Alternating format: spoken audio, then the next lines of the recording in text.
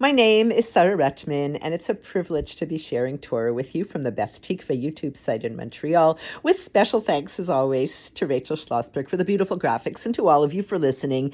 Many of these ideas come from Rabbi Blumenthal. One cold winter day, Rabbi Aryeh Levin was walking outside when he noticed the boys from his yeshiva playing outside. Towards the end of the game, they ran over to a caretaker, each one buying a cup of hot tea. All but one boy.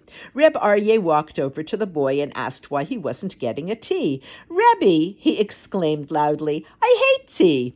Reb Aryeh nodded his head slowly and smiled. He walked over to the caretaker and, taking a few coins out of his pocket, he instructed the caretaker to bring a cup over to the boy, who, to the amazement of the caretaker, drank it immediately. The bewildered caretaker turned to Reb Aryeh. "The boy said he hated tea."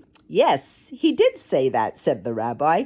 "But if only you would have heard him, you would have known that he was really saying, 'I'm cold and I'm thirsty and I have no money to buy tea and I'm too embarrassed to ask my friends, so I'll say that I hate tea instead.'" My dear friend, you cannot just listen with your ears. The Torah tells us this Shabbos that listening begins with the ears, but it doesn't end there.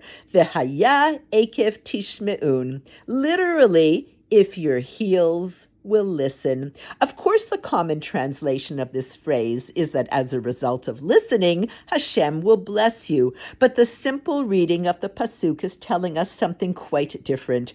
If our heels would listen, then Hashem will shower us with bracha. Listening is not simply a process by which we absorb information.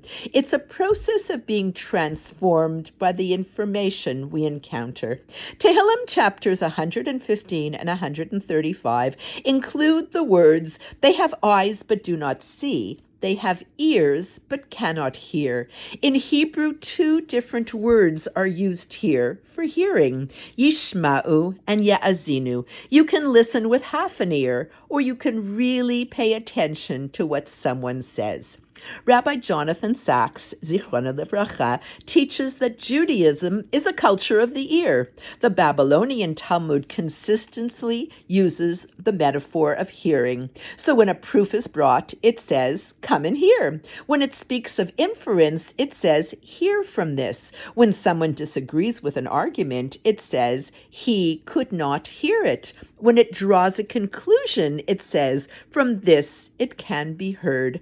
Maimonides calls the oral tradition from the mouth of that which was heard.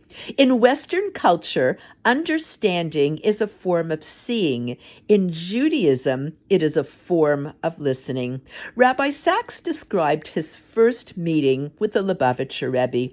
He expected charisma. Instead, he encountered listening, complete listening. Years later, Rabbi Sachs wrote, "When I left the room, I realized the room had been filled with my presence and the Rebbe's absence. The Rebbe had made a young, unknown student feel like the most important person in the world.